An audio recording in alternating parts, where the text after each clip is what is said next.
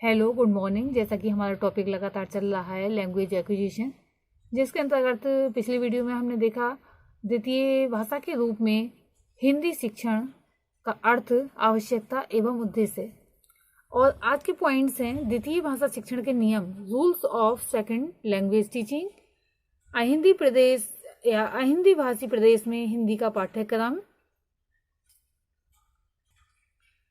Hindi course in non Hindi speaking region, अहिंदी प्रदेशों में हिंदी शिक्षण की व्यवस्था, arranging for teaching Hindi in non Hindi states. तो इसमें पहला पॉइंट है द्वितीय भाषा शिक्षण के नियम। द्वितीय भाषा का शिक्षण सरल एवं सहज रूप में किया जाए, जिससे छात्रों को सीखने में सुगमता होगी तथा वे रुचि लेंगे। द्वितीय भाषा के शिक्षण में जो नियम हैं या सिद्धांत हैं, उनका अनुसरण किया जाना चाहिए। और जो नियम है इस प्रकार से हैं। सबसे पहले सुनने और बोलने की शिक्षा दी जाए, बाद में पठन और लेखन का शिक्षण कार्य किया जाना चाहिए। संरचनाओं का यानी कि जो बनावट होती है का इतना अभ्यास हो जाना चाहिए कि उनके प्रयोग की आदत पड़ जाए। ध्वनियों की शिक्षा संरचनात्मक ढंग से दी जानी चाहिए। शब्दावली पर नियंत्रण एवं वृद्धि की जाए। अनुकरण, समता, अभ्यास और आदर्श प्रस्तुतिकरण के माध्यम से भाषा की शिक्षा दी जानी चाहिए। मातृभाषा एवं अन्य भाषा की संरचनाओं के अंतर को स्पष्ट किया जाना चाहिए। जिन संरचनाओं पर मौखिक कार्य हो जाए, उन्हीं को पठन और लेखन के लिए चुना जाना चाहिए। संरचनाओं में स्तरीकरण करना चाहिए। अनुवाद को भाषा कार्य का स्थानापन्न न समझा जाए और भाषा व्यवहार का अभ्यास कराया जाना चाहिए। हिंदी प्रदेशों में मान्य एवं प्रचलित हिंदी को पढ़ाया जाए, न कि इसके कल्पित या फिर अप्रचलित रूप की शिक्षा दी जाए। अभ्यास अधिक से अधिक कराया जाना चाहिए, क्योंकि ये कहावत है, करत करत अभ्यास ते जड़मत होत सुजान, रसोई आवत जात पे सिलते परत निशान। यानी कहने का तात्पर्य क्या है कि अभ्यास करने से जो मूर्ख व्यक्ति होता है वह भी बुद्धिमान हो जाता है। और जैसा कि एग्जाम्पल है कि रस्सी के आने जाने से यानी कि घर्षण से पत्थर पर भी निशान पड़ जाते हैं। अभ्यास से ही विकास होता है।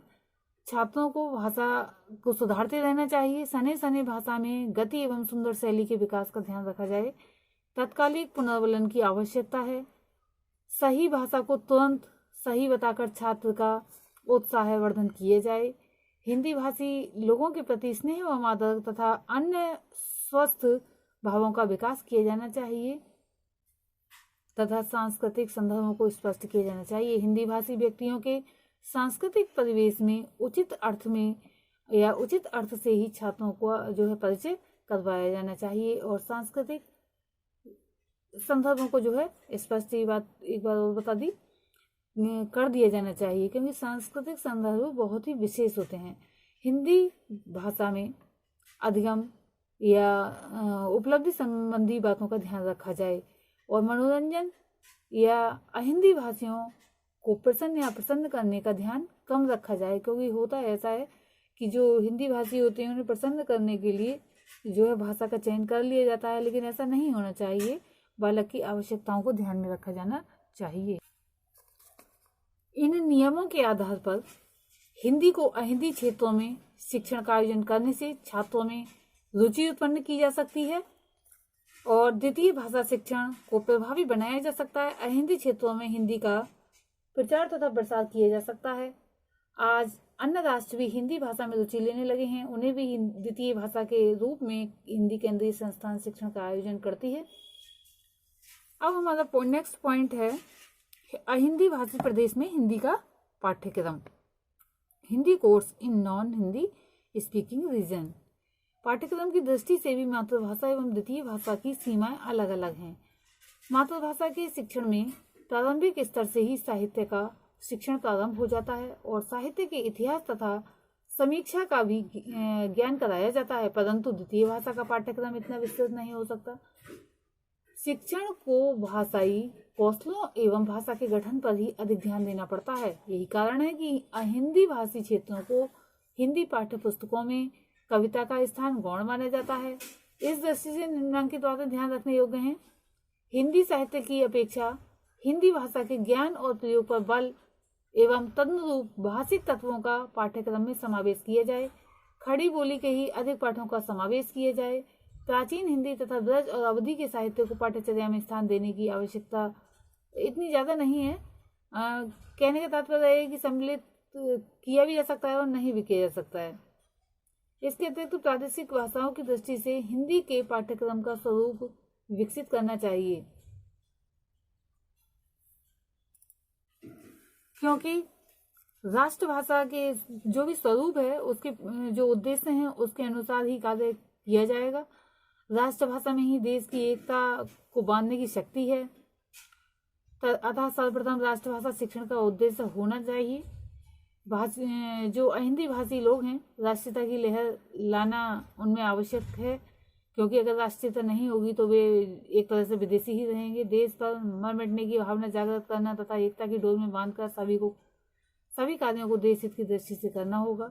भाषा की एकता और राष्ट्रीयता की भावना जो है के जन्म होते हैं भारत, मतलब कहने का तात्पर्य ये है कि भाषा से ही एकता और राष्ट्रीयता की भावना का जन्म होता है।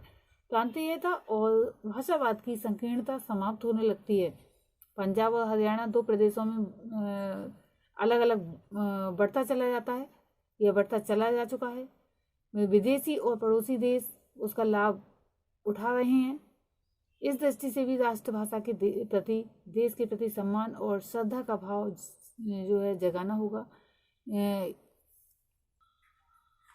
इसका नेक्स्ट पॉइंट है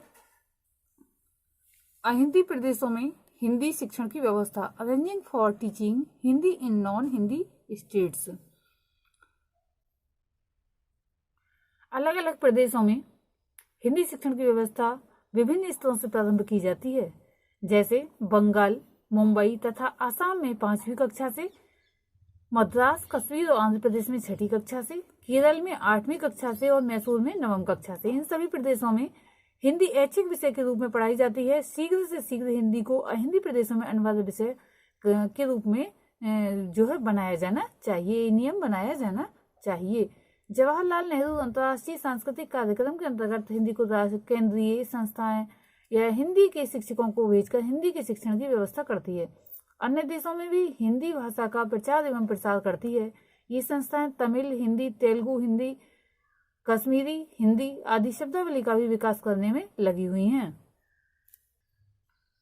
भारत सरकार ने हिंदी शिक्षकों को पारंगत और निष्णात की उपाधि प्रदान करने हेतु केंद्रीय हिंदी शिक्षा संस्थानों के आगरा, आसाम, हैदराबाद और मैसूर में व्यवस्था की है। ये संस्थाएं अहिंदी प्रदेशों में शिक्षकों को प्रशिक्षण देने, जिससे अपने प्रदेश में हिंदी का द्वितीय भाषा के रूप में शिक्षण कर सकें और हिंदी के प्रचार और प्रसार में योगदान दे सकें, कार्य कर रही हैं। अध्यापकों की वेतन वृद्धि की जानी चाहिए और जो है छात्रों को भी इसमें जो है इस भाषा हिंदी में रुचि लेनी चाहिए। इन जो अवसर प्राप्त होंगे इन सभी को प्राप्त करना चाहेंगे, यानी कि हिंदी सीखने के अवसर प्राप्त करना चाहेंगे और राष्ट्र भाषा शिक्षा की समस्या निकट भविष्य में सरलता से सुलझ जाएगी। आज के लिए इतना ही, धन्यवाद।